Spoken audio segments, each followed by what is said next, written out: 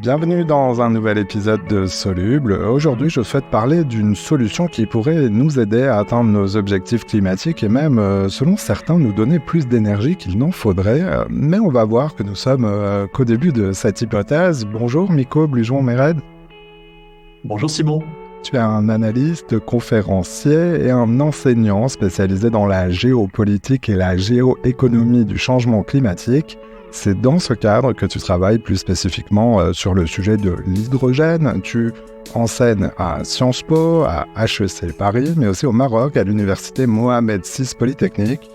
On va donc parler d'hydrogène et notamment de l'hydrogène que l'on commence à trouver à l'état naturel et du rôle qu'il pourrait jouer dans notre transition énergétique. Mais d'abord, tu le sais, dans ce podcast, on s'intéresse toujours au parcours de l'invité et pour préparer notre conversation, je lisais une interview que tu as donnée au quotidien Ouest France, dans laquelle on comprend que tu as décidé, il y a quelques années, d'orienter tes travaux vers les solutions à la crise climatique.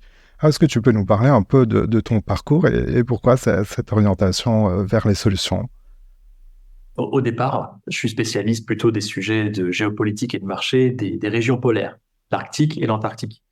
Et en fait, je m'étais intéressé à ce sujet pour une raison assez simple, c'est que ce sont tout simplement les premières victimes du réchauffement climatique. Et au-delà de ça, ce sont évidemment des terres et des mers qui, de fait, par les enjeux de fonte et par les transformations climatiques qu'ils sont en train de subir, ont des impacts qui sont absolument planétaires, absolument partout. Donc, de fait, je pensais au départ que la question des pôles était le point de départ et le sujet central. Et puis, je me suis aperçu au fur et à mesure, au bout d'une dizaine d'années, que fondamentalement, d'une part, le message était bien passé dans les années 2010 sur l'impact du changement climatique sur les pôles. Ça, c'est le premier élément. Je pense que beaucoup, et on est beaucoup, à avoir fait des efforts pour ça et d'avoir passé les messages. Les gens ont bien compris en France, ailleurs, en Europe, etc., que les pôles étaient en danger. Maintenant, le sujet, c'est qu'une fois qu'on a dit ça, on n'a fait que la moitié du chemin. Et en réalité, ce que j'ai observé, notamment en travaillant assez proche des entreprises et des investisseurs sur cette période-là, c'est que tout simplement, si on voulait avoir un vrai impact, il fallait leur donner des solutions. En tout cas, il fallait les aider à travailler à des solutions et des solutions qui soient techniquement sérieuses et d'autre part qui soient finançables. Donc, le sujet, pour moi, à partir de 2021-2022, j'avais découvert ou redécouvert les sujets hydrogène en Arctique et pour la décarbonation des stations antarctiques. Au départ, c'était ça. Et en fait, tout simplement, je me suis dit à ce moment-là, 2021-2022, que, en fait, pour avoir un vrai impact, il fallait partir sur les solutions. Et de fait, les solutions dans l'hydrogène, en règle générale, on en a beaucoup, que cet hydrogène soit manufacturé ou qu'il soit naturel. Alors on va explorer tout ça dans le détail. J'en viens donc à ce thème de l'hydrogène. Mais avant de le détailler, cet épisode va se consacrer beaucoup à l'hydrogène naturel, que l'on appelle aussi l'hydrogène blanc. Mais avant d'explorer donc ce potentiel énergétique, de quoi parle-t-on quand on parle d'hydrogène tout court ? Je voudrais faire un petit point avec toi sur cette molécule. Alors elle est connue, elle est déjà utilisée comme vecteur d'énergie. Le sujet actuel de l'hydrogène, c'est qu'en quelque sorte, et en une phrase, pour produire de l'hydrogène, il faut beaucoup d'énergie. Et c'est un peu ça le sujet. C'est pour ça qu'il y a toute une palette de couleurs pour le désigner. Est-ce que tu peux nous expliquer un peu pourquoi toute cette palette parce qu'on parle d'hydrogène blanc, d'hydrogène vert, mais il y a plein d'autres couleurs. Alors bien sûr, j'ai coutume de dire qu'il faut surtout pas utiliser les couleurs, et c'est valable pour l'hydrogène naturel également, pour une raison simple, c'est que au départ, quand cette question des couleurs a commencé à émerger dans les années 2014-2015, ça répondait à un besoin de sensibilisation du public sur ce que l'hydrogène pouvait être. Et donc à l'époque, il y avait l'hydrogène qui était issu d'énergie fossile, qui représente aujourd'hui toujours plus de 99% de la production mondiale d'hydrogène. Donc, de fait, à l'époque, les gens appelaient ça hydrogène gris, hydrogène noir, hydrogène brun, en fonction de la quantité de carbone qu'il pouvait y avoir dans les molécules d'hydrocarbures qui étaient utilisées. Donc, ça, c'était les premières couleurs de base. Puis, on a commencé à beaucoup parler d'hydrogène vert pour vraiment faire cette distinction entre l'hydrogène qui était manufacturé à partir d'énergie fossile et dont il fallait se débarrasser, et de l'autre côté, cet hydrogène vert qui pourrait être de l'hydrogène fait à partir d'énergie renouvelable et ou à partir de biomasse. Et puis ensuite, il y a des industriels qui ont commencé à inventer de nouvelles couleurs. La première était l'hydrogène dit bleu, qui était tout simplement de l'hydrogène fait à partir d'énergie fossile, comme avant, comme maintenant, mais avec une séquestration de carbone, c'est-à-dire on va essayer de capter le carbone au moment où on va transformer l'hydrocarbure en molécule de dihydrogène, c'est-à-dire le H2, qui est ce qu'on cherche. Donc, de fait, cette capture de carbone, certains l'ont appelé bleu, et ils l'ont appelé bleu parce que c'était à l'époque les couleurs corporate des entreprises qui portaient cette solution. Et puis ensuite, on a eu toute espèce de couleurs au fur et à mesure, le jaune, l'orange, le rose, le violet, je ne sens pas, c'est des meilleurs, je vais pas tout détailler parce que vraiment ce qui compte, c'est pas du tout en fait le mode de production de cet hydrogène. Ce qui va compter, c'est l'intensité carbone de cet hydrogène quand il est produit. Et enfin, pour ce qui concerne l'hydrogène naturel dont on va parler ensemble, certains l'appellent hydrogène blanc, sauf que il y a certaines zones de la planète où il y a un grand potentiel d'hydrogène naturel. Et de fait, si on l'appelle hydrogène blanc, dites-vous que si vous allez en Afrique, si vous allez dans certaines parties qui sont des zones qui sont aujourd'hui détenues par des Premières Nations américaines, de fait, hydrogène blanc, ça passe mal. Et on peut le comprendre. Le deuxième sujet, c'est qu'il y a là aussi du marketing qui est intervenu, avec certains qui ont commencé à parler d'hydrogène doré, notamment en Australie ou aux États-Unis, pour justement, encore une fois, montrer que cet hydrogène naturel pourrait être le Graal, entre guillemets, de la transition énergétique. Donc, pour éviter le marketing, les confusions, etc., surtout qu'on ne parle pas des mêmes couleurs pour dire la même chose d'un pays à l'autre ou d'un média à l'autre, bref, parlons juste des technologies et sensibilisons les gens sur quelles sont les différentes technologies et leur impact carbone. Alors, du coup, ne parlons pas d'hydrogène blanc, mais d'hydrogène naturel. Et il a fait une éruption assez récente, mais fracassante dans l'actualité, tout du moins pour une partie du grand public. On en parle de plus en plus, et notamment sous l'effet d'annonce, parfois d'effet d'annonce peut-être. Tu nous diras la différence qu'il y aurait entre les deux. Des annonces se multiplient. C'est aussi un rapport préliminaire de l'Institut d'études géologiques qui a attiré mon attention, l'Institut des États-Unis, qui a révélé de façon spectaculaire son estimation des réserves mondiales en hydrogène naturel. Son évaluation porte sur un volume estimé à 5 000 milliards de tonnes. Alors, il faut dire que pour le commun des mortels, on ne sait pas trop ce que ça représente, mais ça a été simplifié et dit avec cette phrase très accrocheuse que cela permettrait de couvrir les besoins de l'humanité en énergie pendant des siècles. Alors, de quoi parle-t-on avec ces gisements spectaculaires? Où en est-on et pourquoi dit-on que cet hydrogène naturel serait l'énergie que personne n'attendait? Alors, je vais essayer de l'expliquer simplement. En fait, il y a plusieurs dynamiques qui sont en train de se chevaucher et qui, du coup, créent une nouvelle mode autour de l'hydrogène naturel. En tout cas, une nouvelle mode dans les milieux médiatiques d'un côté et dans les milieux financiers de l'autre.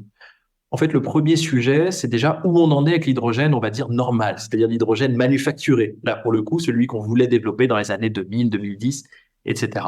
Ce qu'on observe aujourd'hui, c'est que ce secteur-là de l'hydrogène, donc manufacturé, c'est-à-dire qui n'est pas une source primaire d'énergie, mais qui est un vecteur énergétique, donc c'est-à-dire qu'il faut une énergie primaire pour produire cet hydrogène-là, eh bien, de fait, il y a eu des hypes, il y a eu des modes dans les années 50, dans les années 70, dans les années 2000. À chaque fois, ça n'a pas marché, notamment pour des raisons soit politiques, soit pour des raisons techniques. Et aujourd'hui, depuis la fin des années 2010, on est dans une situation où aujourd'hui, enfin, entre guillemets, on a des technologies qui sont suffisamment crédibles et qui pourraient être industrialisables pour pouvoir produire une économie de l'hydrogène qui permette de répondre à une partie, et je dis bien là-dessus, j'insiste, une partie des besoins en décarbonation de la planète.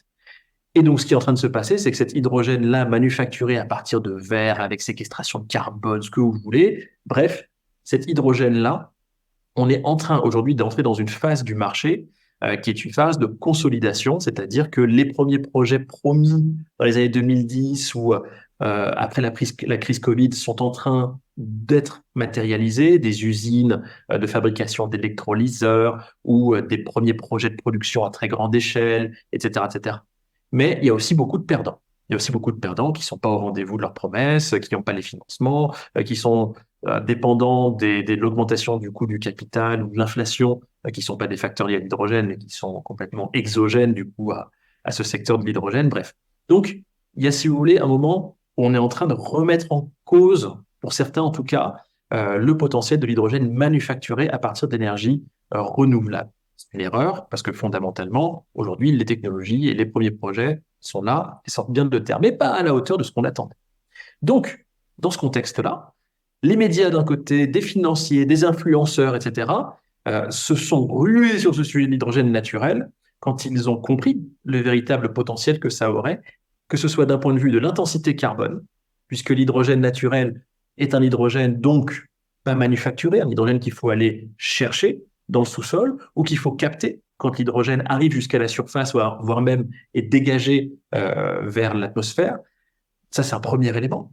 Donc, vous allez économiser beaucoup d'intensité carbone pour pouvoir avoir cette source énergétique. Cette fois-ci, on ne parle pas d'un vecteur, mais c'est bien une source primaire d'énergie.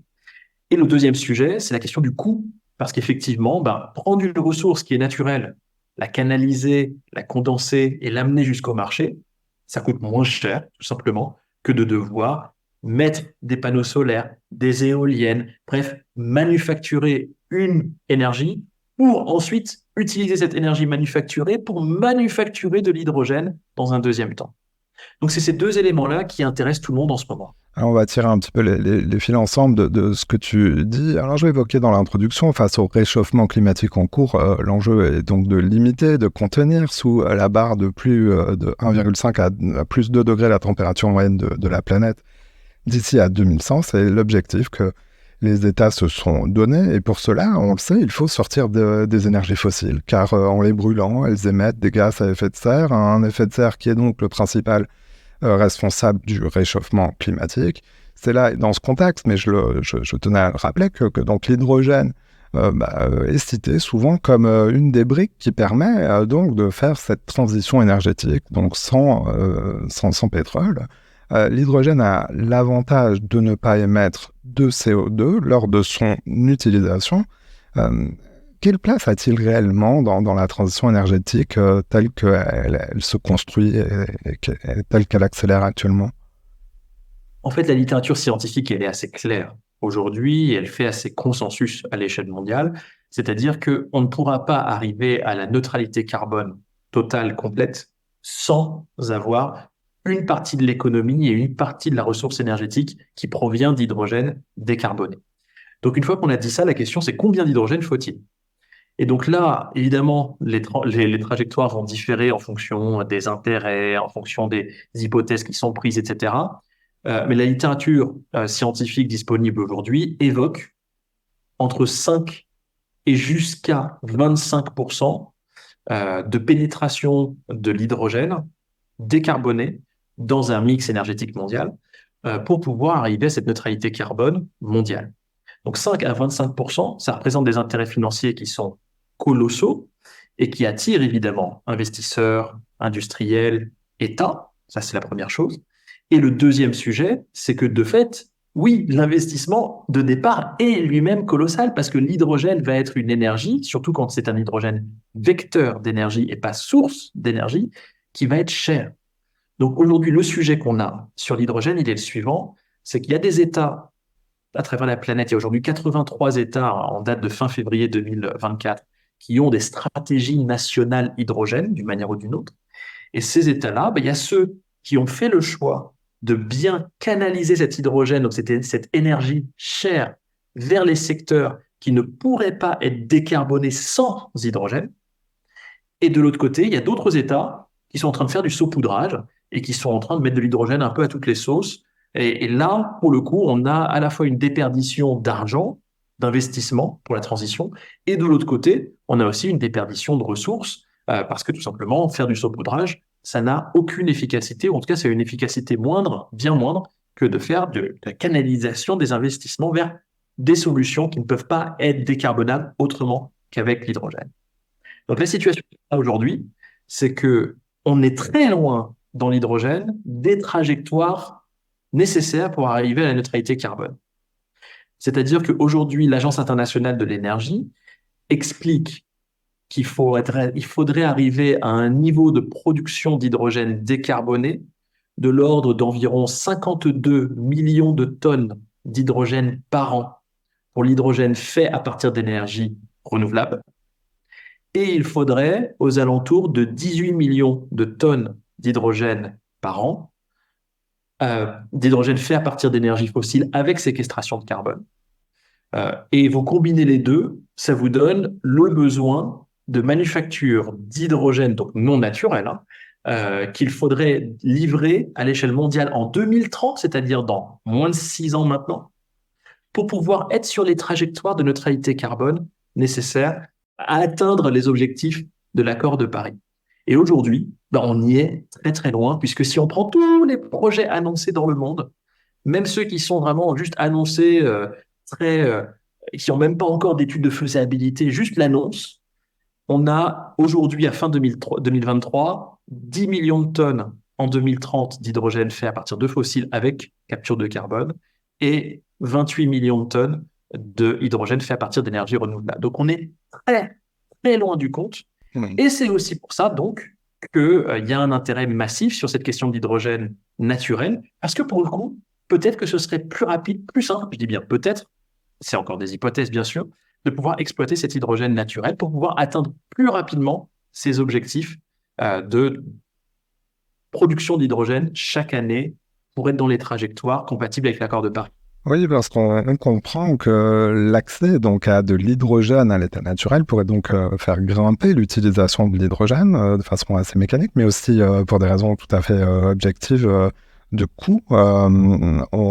Est-ce que c'est moins cher quelque part d'extraire de l'hydrogène que l'on trouve à l'état naturel dans des gisements que d'en produire même avec des énergies renouvelables?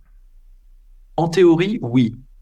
Et je dis bien ici en théorie parce que fondamentalement, on va se retrouver dans un cas à peu près similaire au cas du pétrole, au cas du gaz naturel, donc le méthane, ou au cas du charbon. C'est-à-dire que d'un gisement à l'autre, ou plutôt d'un puits ou d'un potentiel à l'autre, de par le monde, évidemment, on ne pourra pas faire une généralité. Maintenant, pour que tout le monde puisse bien comprendre, je vais malgré tout faire une petite généralité, c'est-à-dire expliquer pourquoi cet hydrogène naturel devrait normalement être moins cher en moyenne que l'hydrogène manufacturé, qu'il soit vert ou bleu ou ce que vous voulez comme couleur. C'est-à-dire que fondamentalement, la différence entre les deux, c'est que d'un côté, vous avez une énergie qui est produite par la planète de manière naturelle et qu'il faudrait simplement, entre guillemets, capter.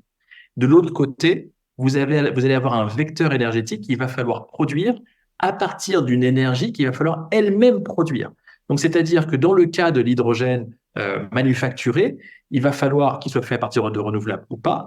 Il va falloir, certes, investir pour pouvoir produire cet hydrogène et il va falloir également compter dans les investissements tout l'investissement nécessaire en amont, avant, pour produire les énergies dont on va avoir besoin pour faire cet hydrogène.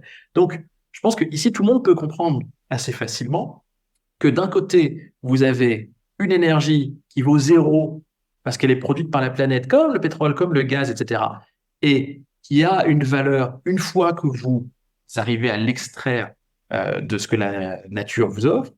Et de l'autre côté, vous avez une double manufacture de production. Donc, de fait, des coûts d'infrastructure, des coûts d'échelle, des coûts manufacturiers qui sont, en théorie, dans la plupart des cas, devraient être plus élevés. Donc, pour vous donner un ordre de coût pour comprendre la différence, aujourd'hui, l'objectif pour l'hydrogène à partir d'énergie renouvelable, c'est d'être à peu près au même niveau de prix que ce que peut être l'hydrogène fait à partir de fossiles avec capture de carbone à l'horizon 2040-2045, c'est-à-dire aux alentours de 2 $ ou 1,50 $ pour les plus optimistes. Certains parlent même de 1 $, mais ça va être difficile d'y arriver, le kilo d'hydrogène.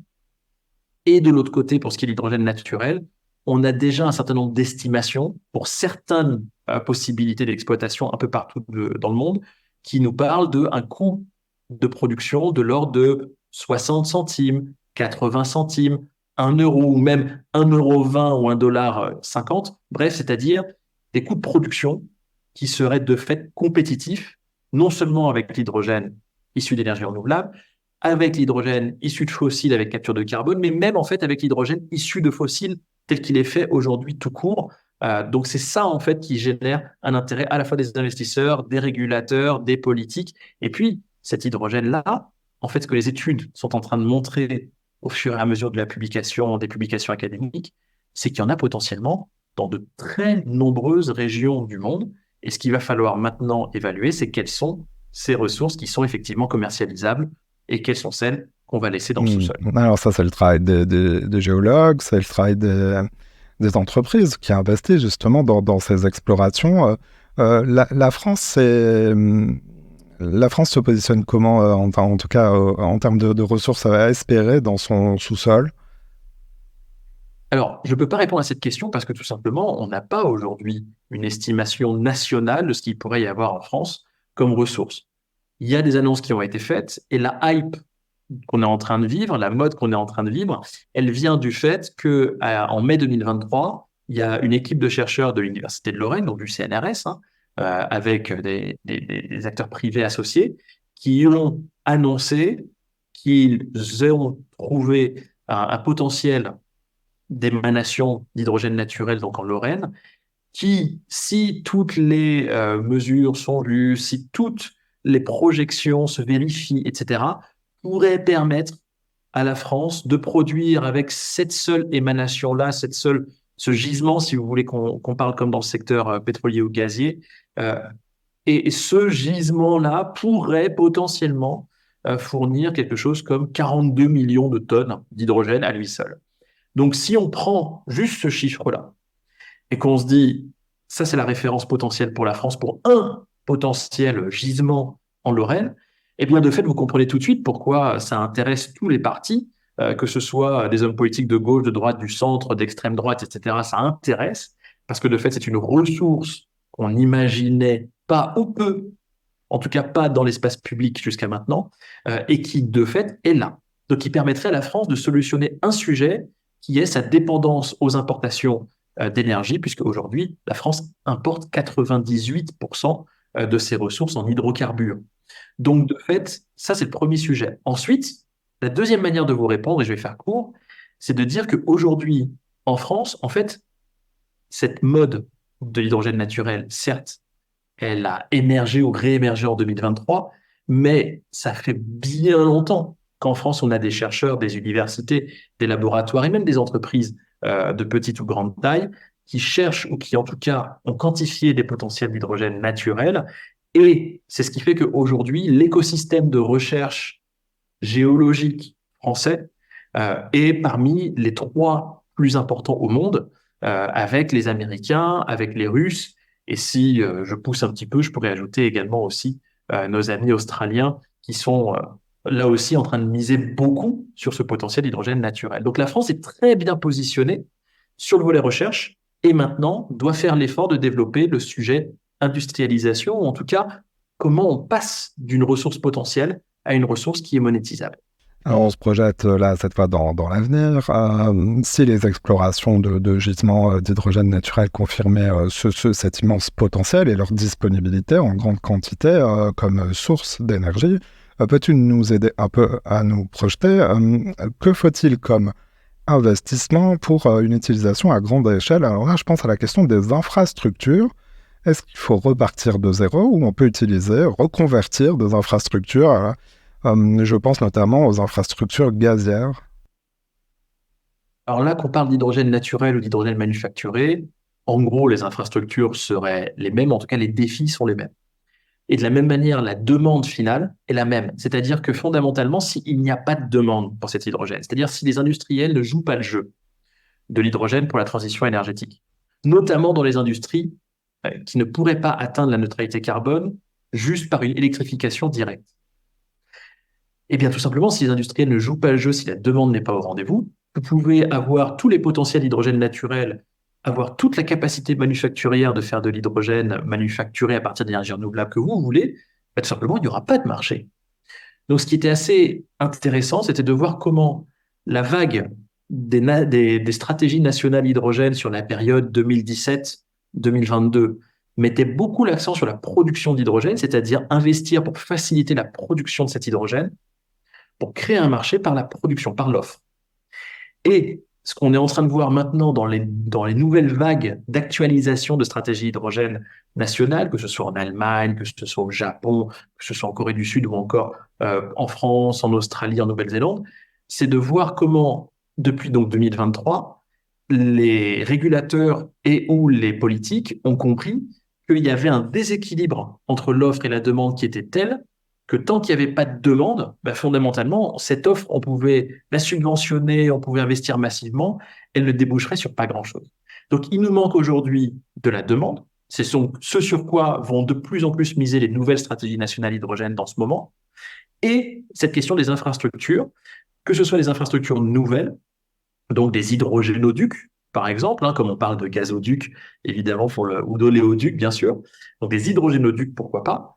Et de l'autre côté, tout ce qui va être nécessaire aussi pour acheminer cet hydrogène jusqu'à l'utilisateur final, donc des stations de recharge hydrogène, plus ou moins grand public. Ça va être les infrastructures portuaires, ça va être les bateaux pour faire de l'import, ça va être potentiellement des technologies pour transformer cet hydrogène qui soit naturel ou qui soit manufacturé en d'autres molécules ou en d'autres produits semi-finis, par exemple, de l'acier, du ciment, ou que sais-je d'autre encore, ou des fertilisants, pour pouvoir acheminer cet hydrogène des points de production optimales jusqu'aux points de consommation, qui sont la plupart du temps pas les mêmes. Et donc là, le sujet de l'hydrogène naturel intervient sur un point, c'est que fondamentalement, on trouve, ou en tout cas, on sait qu'il y a de l'hydrogène naturel dans des zones qui sont aujourd'hui les principales zones de potentielle demande de cet hydrogène. Donc de fait, pour un territoire comme la France, pour les États-Unis ou pour d'autres pays encore, l'idée de l'hydrogène naturel, elle consiste à dire, voilà, si on peut l'exploiter à grande échelle, si vraiment ces ressources sont bien là et qu'elles sont bien exploitables, à ce moment-là, on peut à la fois se débarrasser de toutes les infrastructures nécessaires pour produire les énergies renouvelables, pour ensuite produire l'hydrogène, mais en plus de ça, on peut se débarrasser de beaucoup d'infrastructures d'import et donc développer des productions locales, développer de l'emploi local et donc développer, in fine, des logiques de souveraineté énergétique et de réindustrialisation. C'est tout ça qui est en train de se jouer autour du potentiel de l'hydrogène naturel, en particulier en Europe, en Corée ou au Japon, par exemple. Eh bien, merci beaucoup d'avoir défriché ce sujet dans Soluble. Alors évidemment, c'est passionnant. Merci de l'avoir vulgarisé aussi. Je sais qu'on peut te suivre sur les réseaux sociaux, notamment pour celles et ceux qui auraient envie de suivre au long cours le sujet de l'hydrogène. Je crois qu'on te retrouve facilement sur LinkedIn. Miko Blujon-Méred, merci d'être passé dans cette émission. Merci beaucoup de m'avoir invité. Et puis, j'insiste sur un point, c'est que cet hydrogène naturel, on ne va pas le retrouver qu'en France. Il y a des pays particulièrement intéressants et qui vont très vite sur le sujet. Pensez aux Philippines, pensez à Oman, pensez au Mali, pensez à la Colombie, pensez au Groenland, pensez au Maroc, au Brésil. Bref, ce n'est pas qu'un sujet européano-centré, très clairement.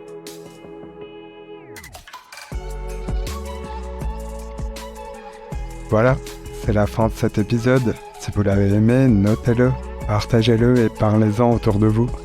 Vous pouvez aussi nous retrouver sur notre site internet csoluble.media. À bientôt.